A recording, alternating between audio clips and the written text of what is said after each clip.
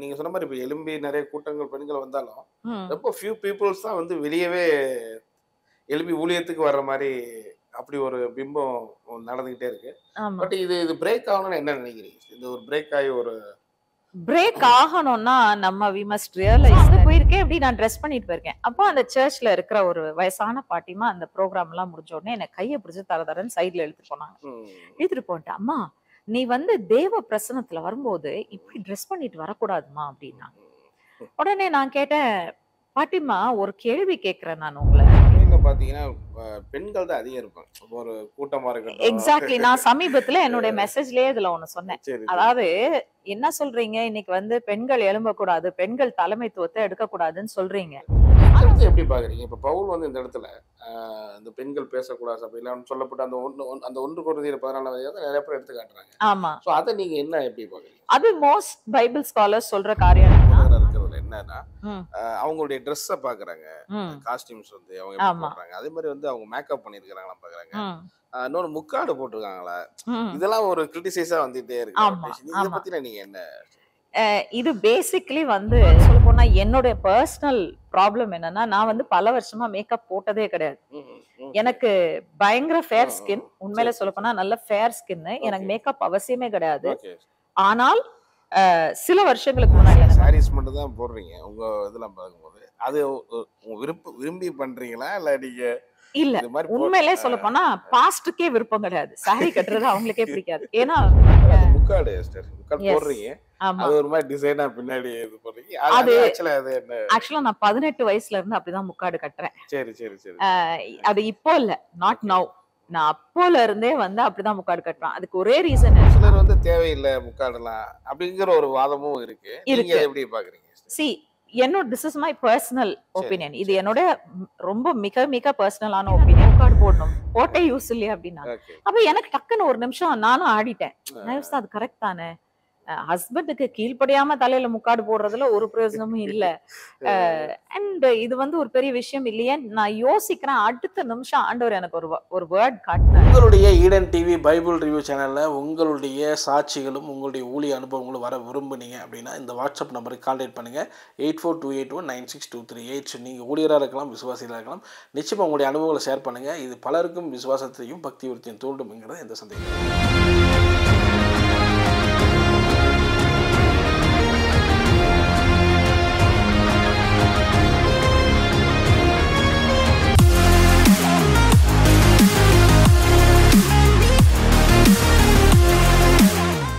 சரி, இப்போ அந்த கொஸ்டின் ஆன்சர் இதில் வரலாம்.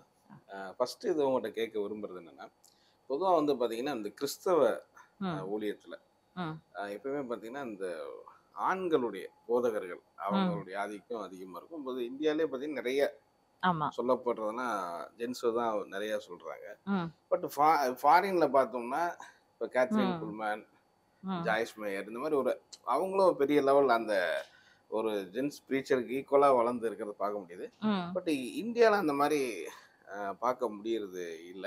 ம், பட் நீங்களாம் இப்போ தமிழ்நாட்டுல இப்படி வளர்ந்துட்டு வர்றீங்க. ம். ஸோ இது உங்களுக்கு எப்படி இஷ்டம்? எதனால நீங்க நினைக்கிறீங்க? இந்த சி பேசிக்கலி வந்து நம்மளுடைய இந்தியன் மென்டாலிட்டின்னு தான் சொல்லணும். ம், ம், வேற எதுவுமே ஒரு ஒரு கிடையாது. ஆணாதிக்கம் அப்படி சொல்லலாமா? ஆண் ஆதிக்கம்னு கூட சொல்ல முடியாது. மென்டாலிட்டி. மென்டாலிட்டி. பேசிக்கலி அந்த மென்டாலிட்டி தான்.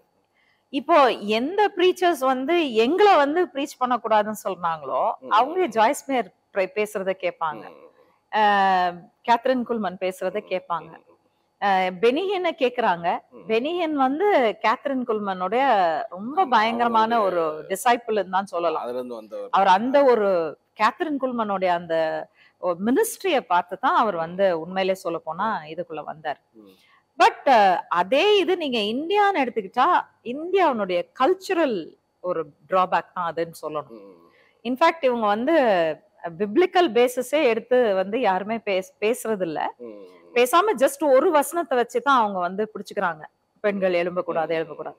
பட் இதே வந்து ஃபாரின் கண்ட்ரீஸ்ல பாத்தீங்கன்னா அவங்க வந்து பெண்கள் எழும்பி ஊழியம் செய்யறத வந்து என்கரேஜ் பண்றாங்க. இன்ஃபேக்ட் சோ பேசிக்கலி இது வந்து இங்க இருக்கக்கூடிய நம்ம கல்ச்சுரல் மென்டாலிட்டி தான் அப்படின்னு சொல்லணும். ஆனா அது எவ்வளவு ஒரு சேலஞ்சா இருக்கு சார். இப்ப நீங்களா இதை எடுத்து பண்றீங்க.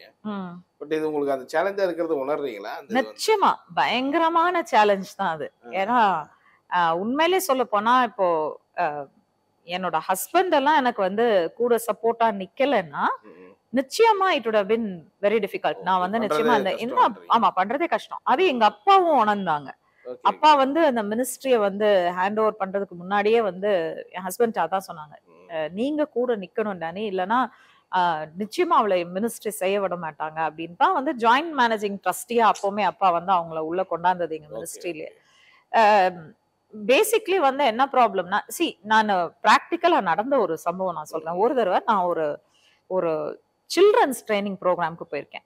இது வந்து ப்ரீச்சிங்க பத்தி இல்ல, ஜஸ்ட் ஒரு ட்ரெஸ்ல இருந்து எங்க ஆரம்பிக்குது அப்படின்றத நான் உங்களுக்கு ஒரு எக்ஸாம்பிள் சொல்றதுதான். நான் வந்து ஒரு சில்ட்ரன்ஸ் ட்ரைனிங் ப்ரோக்ராம்க்கு போயிருக்கேன். அப்போ நான் வந்து ஒரு பேண்ட் போட்டுட்டு ஒரு நல்ல ஒரு லாங் டாப்ஸ் போட்டுட்டு போயிருக்கேன். எதுக்குன்னா அந்த சில்ட்ரன்ஸ் ட்ரைனிங் ப்ரோக்ராம்ல ஆக்ஷன் சாங்ஸ் சொல்லி தருவாங்க.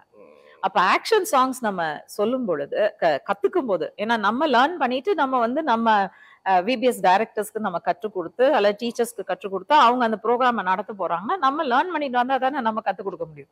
சோ அங்க போயிருக்கேன், இப்படி நான் ட்ரெஸ் பண்ணிட்டு போயிருக்கேன். அப்போ அந்த சர்ச்ல இருக்கிற ஒரு வயசான பாட்டிமா அந்த ப்ரோக்ராம் எல்லாம் முடிஞ்ச உடனே என்னை கையை பிடிச்சு தரன்னு சைட்ல இழுத்துட்டு போனாங்க.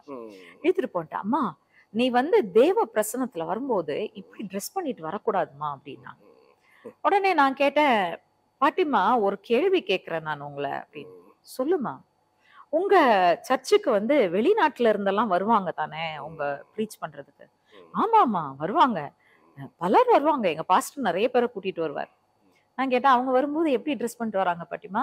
என்ன மாதிரி புடவை என்ன உங்களை மாதிரி புடவை கட்டிட்டு வராங்களா, இல்ல இந்த மாதிரி பேண்ட் போட்டுட்டு வராங்க? அவங்க எல்லாம் பேண்ட் போட்டுட்டு தாமா வராங்க.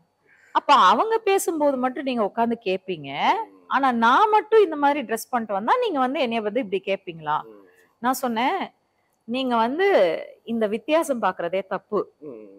அந்தந்த இடத்துக்கு அந்தந்த நேரத்துக்கு ஏற்றபடிதான் நம்ம நடந்துக்கணுமே தவிர புடவை கட்டினாதான் நான் வந்து பரிசுத்தம் அப்படின்னு நீங்க வந்து நினைக்கிறதெல்லாம் வந்து தவறான காரியம். ரெண்டாவது, எனக்கு மேல தலைக்கு மேல ஒரு கணவர் ஒருத்தர் இருக்காரு, அவர் சொல்றத கேட்டுதான் நான் செய்யறேன். சோ இட் ஸ்டார்ட்ஸ் அங்க அந்த ட்ரெஸ்ஸிங்ல இருந்தே ஆரம்பிக்குது எல்லாவற்றிலும். இந்த ஒரு சோ இதுக்கு பேசிக் ரீசன் என்னன்னு சொல்லுங்க பாப்போம். கல்ச்சரல் தான், கல்ச்சரல். இப்போ ஒரு வெளிநாட்டவர் வந்து ஒரு ஃபாரினரா இருக்கிறவங்க வந்து இங்க ப்ரீச் பண்ணாங்க, அவங்க வந்து டைட் பேண்ட்ஸ் அண்ட் டிஷர்ட்ல கூட வரலாம், எல்லாரும் உட்கார்ந்து கேட்பாங்க. ஆனா இதே இங்க ஒரு இந்தியன் போட்டாங்கன்னா, அப்கோர்ஸ் நான் வந்து அது வந்து நல்ல ட்ரெஸ்ன்னு நான் சொல்ல வரல, பட் நான் சொல்ல வர்றது என்னன்னா பேசிக் அந்த மென்டல் மேக்கப் வந்து அப்படி இருக்கு. ஒரு இந்தியன்னா இப்படிதான் இருக்கணும். இப்போ இந்த இந்தியனா இருக்கிற நானே இந்த புடவையை கட்டிட்டு நான் பிராக்டிக்கலா போய் நான் ஃபாரின் கண்ட்ரீஸ்ல மினிஸ்டர் பண்ண முடியாது. அது யாருக்கும் புரியறது இல்ல. ஏன்னா அங்க போனா குளிர், பயங்கர குளிர் நடுங்கிரும். அந்த உடம்ப சுத்தி டைட் க்ளோத்ஸ் இல்லைன்னா அந்த கோல்டுக்கு நம்மளால சர்வைவே பண்ண முடியாது. இது வந்து நம்ம பேசிக்லி நம்ம இந்தியன் பீப்புளுக்கு அந்த இன்னொரு ரீசன் நான் என்ன சொல்வேன்னா, நம்ம வந்து ரொம்ப we are not people who have traveled outside our culture. நம்முடைய கலாச்சாரத்தை விட்டு நம்ம வெளியில போய் நிறைய மிங்கிள் பண்ணது கிடையாது. வெளிநாட்டுக்காரனுக்கு ஏன் அது பெருசா தெரியலன்னா, அவன் வந்து பல இடத்துக்கு டிராவல் பண்றான், பல கலாச்சாரங்களை பாக்குறான், அவனுடைய மென்டாலிட்டி பல விதத்துல ப்ராடரா இருக்கு. சோ இதுதான் பேசிக் problem. It's a big struggle. எங்களுக்கெல்லாம் அது ஒரு பெரிய ஸ்ட்ரகிள். ஒரு சபையில பாத்தீங்கன்னா பெண்கள் தான் அதிகம் இருப்பாங்க, ஒரு கூட்டமா இருக்கட்டும். எக்ஸாக்ட்லி. நான் சமீபத்துல என்னுடைய மெசேஜ்லயே இதுல ஒண்ணு சொன்னேன். அதாவது என்ன சொல்றீங்க, இன்னைக்கு வந்து பெண்கள் எழும்பக்கூடாது, பெண்கள் தலைமைத்துவத்தை எடுக்கக்கூடாதுன்னு சொல்றீங்க. ஆனா சபைகள்ல இன்னைக்கு வந்து ஆண்களை விட பெண்கள் தான் வழிந்தோடுறாங்க. கூட்டங்கள் எல்லா இடத்துலயுமே வந்து பாத்தீங்கன்னா பெண்கள் ஜாஸ்தியா இருக்காங்க. இன்னொரு காரியம் பாத்தீங்கன்னா, ஒரு பெண்ணையும் ஆணையும் ரெண்டு பேரும் சேர்த்து கூப்பிடுங்க, நீங்க வந்து இந்த பொறுப்பு எடுத்துக்கோங்க, நீங்க இந்த பொறுப்பு எடுத்துக்கோங்கன்னு சொல்லுங்க. ஆண்கள் எப்பவுமே most of the time withdraw தான் பண்றாங்க, ஐயோ எங்களுக்கு இந்த ரெஸ்பான்சிபிலிட்டி வேணான்றாங்க. ஆனா பெண்கள் சட்டுன்னு அதை எடுத்துட்டு முன்னாடி வர்றாங்க. நீங்க ஒரு வெற்றிடத்தை கிரியேட் பண்றதுனால தான் பெண்கள் அங்க வர வேண்டியதா இருக்கு. ரைட்டுங்களா? இப்போ அந்த ஜென்ஸ் வந்து அந்த இடத்துல ஸ்ட்ராங்கா நின்னாங்கன்னா பெண்கள் வந்து மத்த காரியங்களை பாத்துக்குவாங்க. பட் வெற்றிடங்கள் இருக்கிற இடத்துலதான் பெண்கள் நிரப்ப வேண்டியதா இருக்குது அநேக நேரத்துல. பட் அவ்வளவு பக்தி வந்து இப்ப பெண்கள் சைடு இருக்கு ஸ்பிரிச்சுவல். ஆனா வந்து அந்த எழும்புறது ரொம்ப கம்மியான ஆட்கள் தான். ஏன்னா சப்ரஸ் பண்றாங்களே, எழும்ப விடுறது இல்ல. ஒண்ணு சப்ரஸ். ஊழியக்காரங்களே இது ஒரு தடையா இருக்காங்க. நிச்சயமா ஊழியக்காரங்க தடையா இருக்காங்க. சபை மக்கள் கிடையாது, விசுவாசிகள் கிடையாது. விசுவாசிகள் ஒருபோதும் இன்னைக்கு வந்து விசுவாசிகளை விட்டுருங்க, அவ்விசுவாசிகள் கூட வந்து தடையா இல்ல பெண்கள் எழும்பி ஜெபம் பேசுறதுக்கோ ஊழியம் செய்யறதுக்கோ. இன்ஃபேக்ட் எனக்கு வந்து நிறைய நான் கிறிஸ்டியன் பீப்புள் தான் வந்து எனக்கு அதிகமா ஃபோன் பண்றது. டிவில கேட்டு யூடியூப்ல கேட்டு, மேடம் நான் அவங்க ரிலிஜனை சொல்லுவாங்க, நான் இந்த மதத்தை சேர்ந்தவங்க, ஆனா உங்க பேச்சு எனக்கு ரொம்ப ஒரு ஆறுதலை கொடுத்தது, எனக்கு ரொம்ப புரியல, இருந்தாலும் உங்க பேச்சு கேட்க கேட்க எனக்கு ஒரு தைரியம் வருது, ஒரு நம்பிக்கை வருது அப்படின்னு சொல்றாங்க. சோ தடை வந்து நம்ம ஆட்கள் தானே தவிர வேற யாருமே கிடையாது. ஈவன் நான் கலாச்சாரத்தின் பேசிஸ்ல சொல்லும் பொழுது நான் கிறிஸ்டியன்ஸ்ட இருந்து அந்த கலாச்சாரத்துல எந்த ப்ராப்ளமும் இல்லை.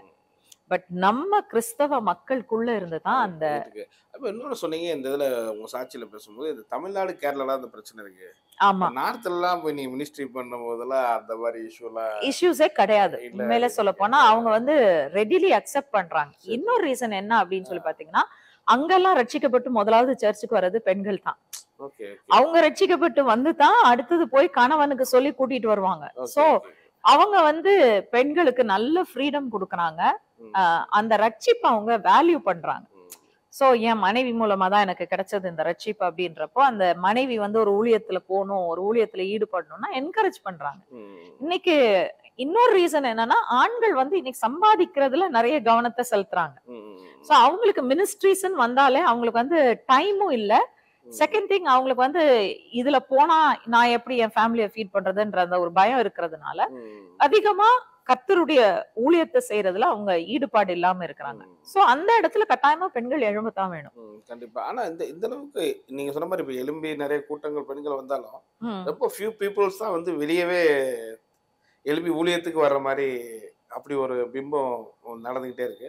பட் இது பிரேக் ஆகணும்னு என்ன நினைக்கிறீங்க? இந்த ஒரு பிரேக் ஆகி ஒரு பிரேக் ஆகணும்னா நம்ம we must realize that பிப்ளிக்கலாவும் சரி, அப்போஸ்தலன் ஆகிய பவுல எடுத்துக்கோங்க, அவருக்கு கற்றுக் கொடுத்தது யாரு?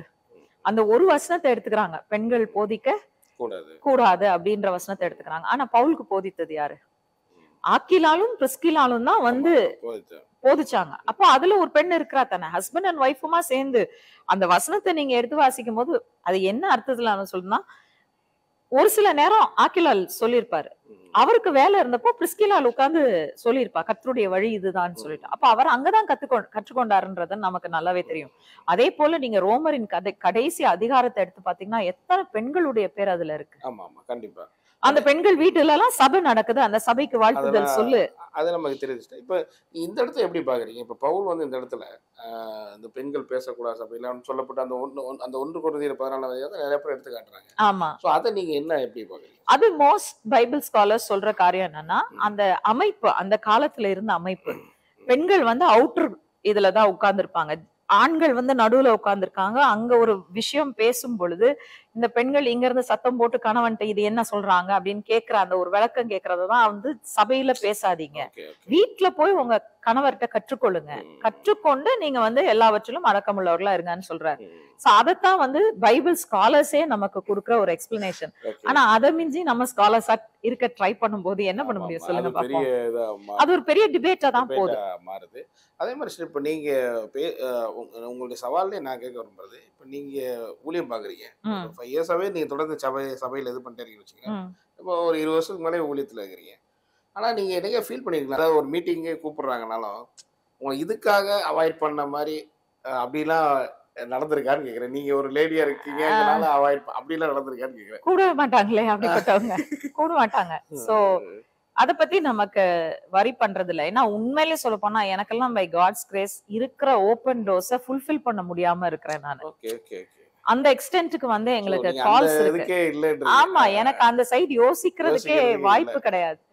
ஏன்னா இன்னைக்கு வந்து நான் வந்து இஃப் ஐம் வில்லிங், நான் எவ்ரி சண்டே டிராவல் பண்ணிட்டு இருக்கலாம். பட் ஆண்டவர் எனக்கு இந்த சர்ச்ன்ற ஒரு பொறுப்பை கொடுத்திருக்கிறதுனால எனக்கு வந்து this is a primary responsibility.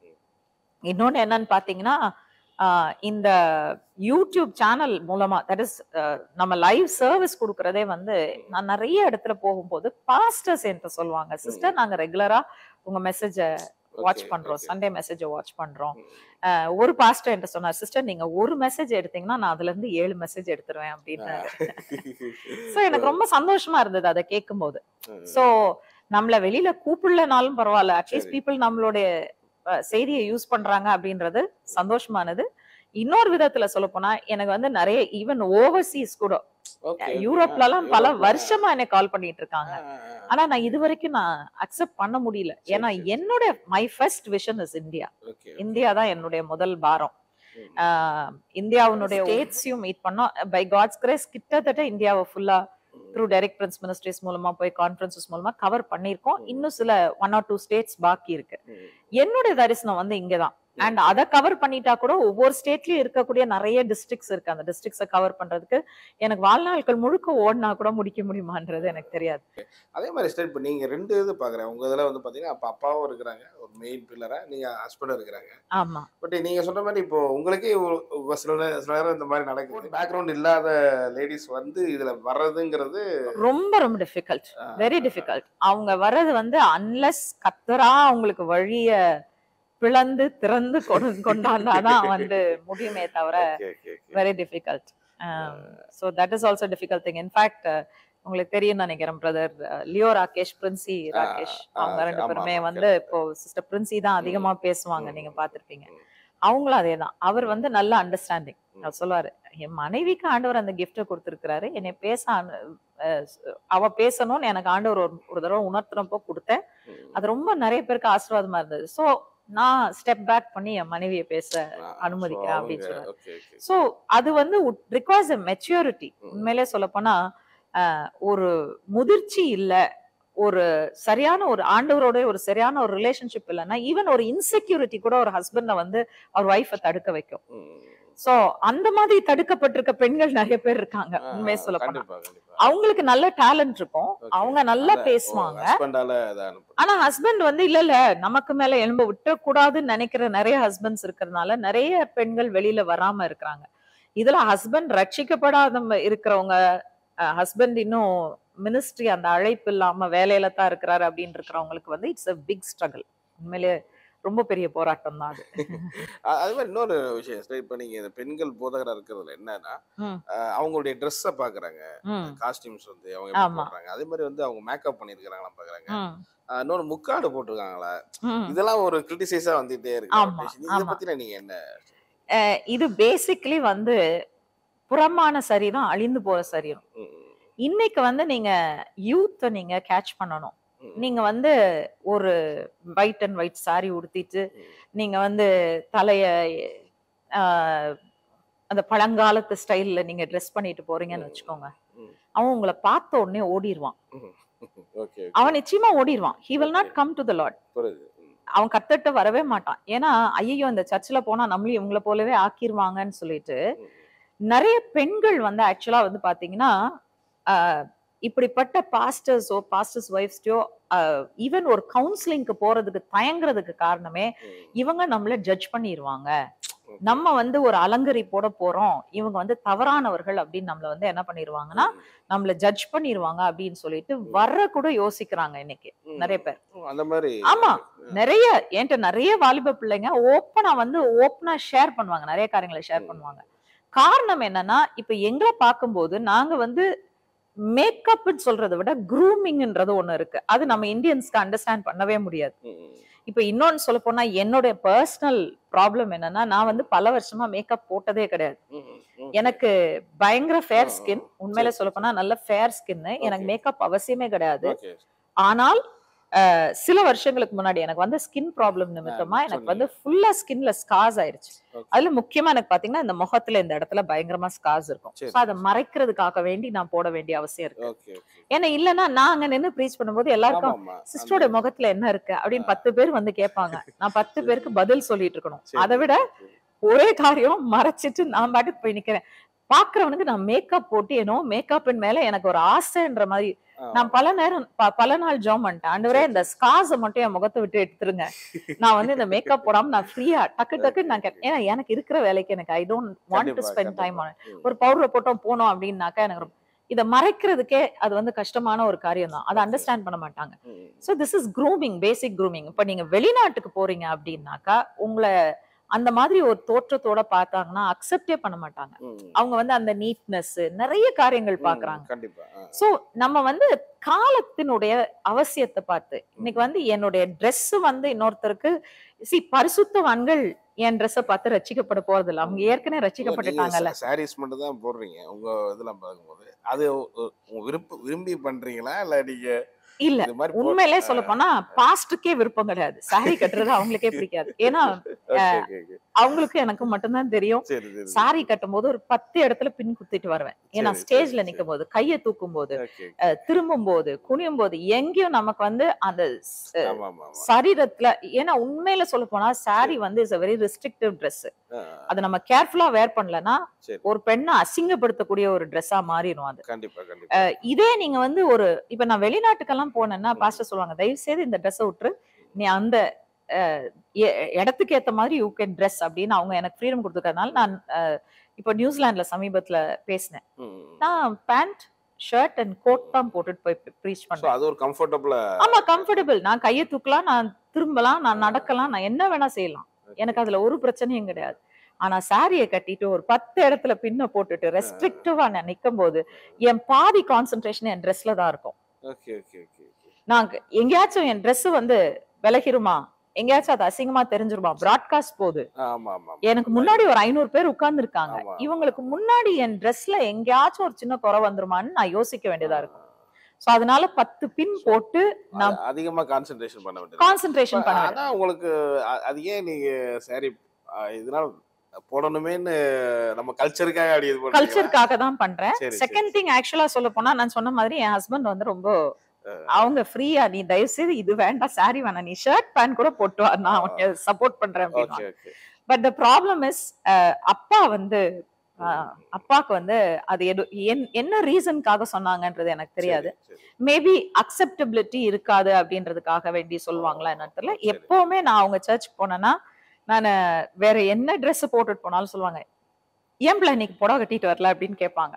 So அப்பாக்கு எனக்கு I know that daddy likes that dressing, அவங்க சாரியில பாக்கணும்னு நினைக்கிறாங்க அப்படின்றப்போ சரி அவங்க சர்ச்சை எடுக்கும்போது அவங்க என்ன காரணத்துக்காக சொன்னாங்களோ தர, she is a man of God, அவருக்கு சில காரியங்கள் மேபி வெளிப்பட்டு இருக்கலாம். ஏன்னா நிறைய காரியங்கள் அப்பா இறந்ததுக்கு அப்புறம் தான் அவங்க சொன்ன வார்த்தையோடைய அர்த்தங்களை நான் புரிஞ்சுக்கிட்டேன். நிறைய காரியங்கள் சொல்லுவாங்க, நான் கூட சொல்லுவேன், ஏன் டாடி இப்படி சொல்றீங்க, ஏன் இப்படி யோசிக்கிறீங்க அப்படின்னு சில விஷயங்களை நான் எங்க அப்பாட்ட கேட்டிருக்கேன். பட் ஆஃப்டர் ஹி பாஸ்ட் அவே அவங்க சொன்ன ஒரு வார்த்தையிலயும் சில அர்த்தங்கள் இருந்தது அப்படின்றத நான் பார்த்தேன். சோ என்ன ரீசனுக்காக சொன்னாங்க, ஒருவேளை என்னை சின்ன பிள்ளைன்னு நினைச்சிருவாங்கன்னு சொன்னாங்களோ, இல்ல ஒரு மெச்சூரிட்டி இல்லாம இவங்க சர்ச்சை வேற மாதிரி மாத்திருவாங்கன்னு, மக்கள் வெளியில போயிருவாங்கன்னு சொன்னாங்களோ, I don't know for what reason. நீ சாரி உடுத்திட்டு வா அப்படின்னு எப்பவுமே சொல்றதுனால நான் அந்த சர்ச்சுக்கு போக ஆரம்பிச்சதுல இருந்து சண்டேஸ் எப்பவுமே சாரி தான் கட்டுவேன்.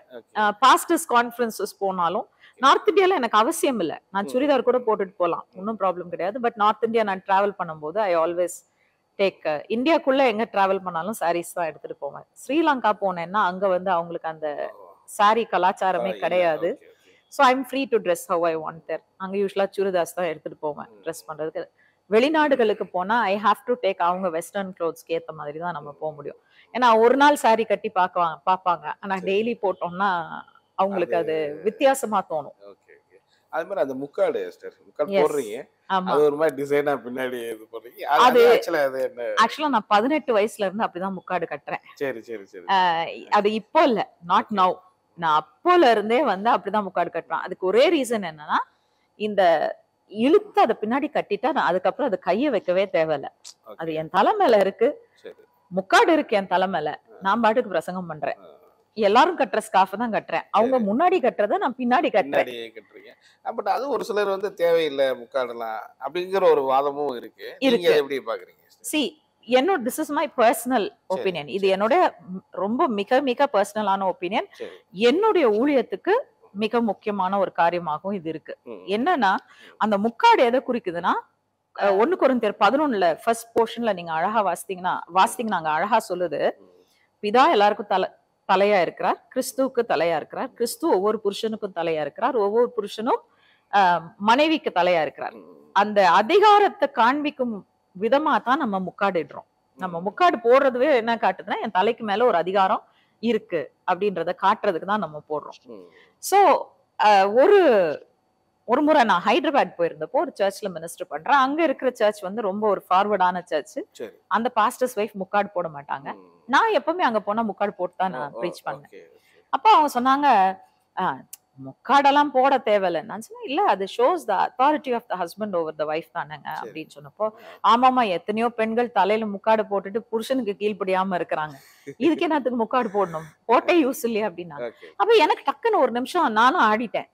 அது கரெக்ட் தானே, ஹஸ்பண்டுக்கு கீழ்ப்படியாம தலையில முக்காடு போடுறதுல ஒரு பிரயோஜனமும் இல்ல. அண்ட் இது வந்து ஒரு பெரிய விஷயம் இல்லையே நான் யோசிக்கிறேன். அடுத்த நிமிஷம் ஆண்டவர் எனக்கு ஒரு வேர்ட் காட்டினாரு.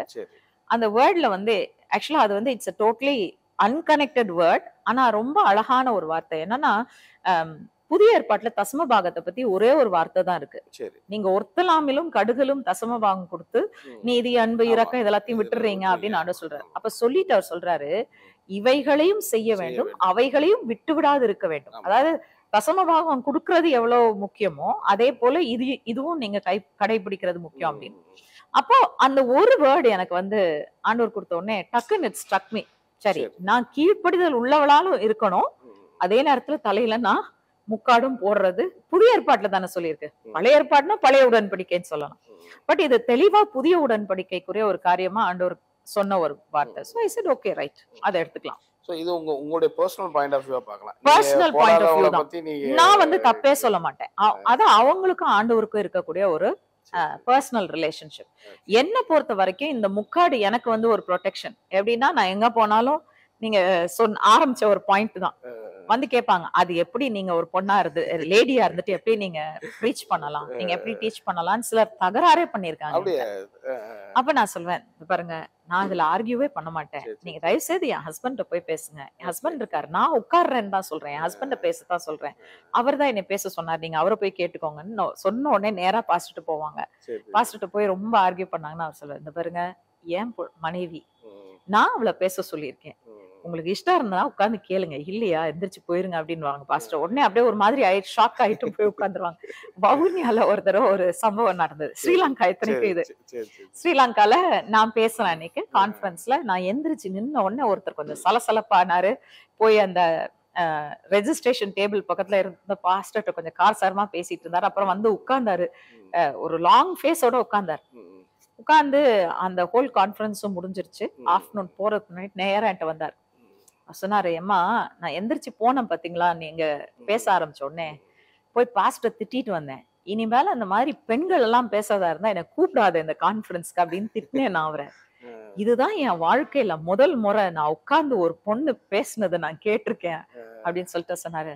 ஆனா நான் சும்மா சொல்லக்கூடாதுமா, நீங்க அருமையா கர்த்தருடைய வார்த்தையை பேசுனீங்க, அதனால இனிமேல நீங்க வந்தீங்கன்னா கட்டாயமா உங்க கான்ஃபரன்ஸ்க்கு நான் வந்துருவேன் அப்படின்னு இன்னைக்கு வரைக்கும் கிட்டத்தட்ட 5 தடவை நான் அந்த பகுதிக்கு போயிருக்கேன். மிஸ் பண்ணாம வந்து முதல் வரிசையில உட்கார்ந்துருப்பாரு, உட்கார்ந்து வார்த்தையை கேட்பாரு. வயசானவர், உண்மையில சொல்ல போனா நல்ல வயசானவர்.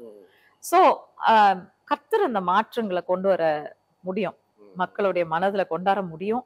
நம்ம ஃபார் மீ பர்சனலா இது வந்து as I said, அந்த முக்காடு போடுறது வந்து என் ஹஸ்பண்டுக்கு நான் கீழ்ப்படிஞ்சு இருக்கிறேன்றதை காட்டுது. இன்னொன்னு வந்து ஆக்சுவலா பாத்தீங்கன்னா முக்காடுன்னு பைபிள்ல சொல்லி இருக்கிறது. நீங்க யூத கலாச்சாரத்துல போய் பாத்தீங்கன்னா அது கம்ப்ளீட்லி டிஃப்ரெண்ட். நான் இன்ஃபேக்ட் அந்த ஹெட் ஸ்கார்ஃப் வச்சிருந்தேன், ஏன்னா மிடில் ஈஸ்ட்ல இருந்து எனக்கு ஒருத்தவங்க வாங்கி கொண்டாந்து கொடுத்தாங்க. அந்த ஸ்கார்ஃப் எப்படி இருக்கும்னா அப்படி தலையில கீழே கட்டிட்டு 2 போர்ஷன்ஸ் இப்படி கீழே தொங்கும். அத ஒண்ணு தூக்கி இந்த ஷோல்டர் மேலயும் அடுத்தது தூக்கி இந்த ஷோல்டர் மேலயும் போடணும். நீங்க இந்த மரியாளுக்கெல்லாம் போட்டிருப்பாங்க பாத்தீங்களா கிறிஸ்துமஸ்க்கு, ஆக்சுவலி அதுதான் முக்காடு. அது மிடில் ஈஸ்டர்ன் கல்ச்சருடைய முக்காடு. சோ ஒவ்வொரு கல்ச்சருக்கும் கலாச்சாரத்துக்கும் வித்தியாசமா இருக்கு. முக்காடுன்றது வந்து வெறும் ஒரு அடையாளம் தான், வேற எதுவுமே கிடையாது. தலைய மறைக்கணும், முடிய மறைக்கணும். பெண்களுக்கு தலைமுடியே ஆக்சுவலா ஒரு முக்காடா தான் கொடுக்கப்பட்டிருக்குது. அதனாலதான் பைபிள்ல சொல்லியிருக்கு பெண்கள் தலைமுடியை நீட்டமா வளர்க்கணும், ஆண்கள் வளர்க்க கூடாதுன்னு சொல்லி இருக்கிறது காரணமே அதான். சோ பேசிக்கலி அதுவே ஒரு ஹெட் கவரிங் தான் நமக்கு. ஆனா அதுக்கு மேல நம்ம ஒரு துணியை போட்டு நம்ம கவர் பண்ணி காட்டுறது என்னன்னா, நான் ஐ ஆம் அண்டர் அத்தாரிட்டி, நான் கணவனுடைய அதிகாரத்துக்கோ தகப்பனுடைய அதிகாரத்துக்கோ கீழ்பட்டு, திருமணம் ஆகாத பெண்கள் தகப்பனுடைய அதிகாரத்துக்கு கீழையும், திருமணமானவர்கள் கணவனுடைய அதிகாரத்துக்கும் கீழே இருக்கிறத தான் அந்த முக்காடு குறிக்குது. சோ அதை இப்படிதான் போடணும் அப்படிதான் போடணும்னு எதுவுமே கிடையாது. தலையில முக்காடு இருக்கணும். இப்ப பிராக்டிக்கலா பாத்தீங்கன்னா, நான் சில நேரத்துல நார்த் இந்தியா போகும்போது ஒரு இடத்துல போகும்போது சரி ஸ்கார்ஃப் எடுத்து கட்டுறதுக்கு இன்னைக்கு துப்பட்டா வச்சு அப்படியே போட்டுக்கலாம் அப்படின்னு சொல்லிட்டு நான் பாட்டுக்கு போட்டுட்டு பேச ஆரம்பிச்சிட்டேன். பேச ஆரம்பிச்சோடனே இது கீழே விழுந்துகிட்டே இருக்கு. அப்போ நான் என்ன பண்றேன், ஒரு தடவையும் இழுத்து இழுத்து தலையில விடுறேன். என் கான்சென்ட்ரேஷன் டிஸ்டர்ப் ஆகுது. இதை பாஸ்டர் பார்த்துட்டாங்க. சரி. பார்த்துட்டு டீ பிரேக் வந்ததோ இல்லையோ, ஒழுங்கு மரியாதை முதல் வேலையா ஒரு ஸ்கார்ஃப் எடுத்துக்கிட்டு உன் கான்சென்ட்ரேஷன் பூரா அந்த துப்பட்டா மேல போகுது, உன் மெசேஜ் வந்து கரெக்டா வரல அப்படின்னு சொல்லிட்டு என்ன கரெக்ட் பண்ண உடனே இமீடியட்டா திரும்ப அந்த ஸ்கார்ஃப் எடுத்து போட்டுட்டு ஐ ஸ்டார்ட் டு ஸ்பீக். அதனால இது வந்து பலருக்கு வந்து எப்படி தோணுதோ தெரியல.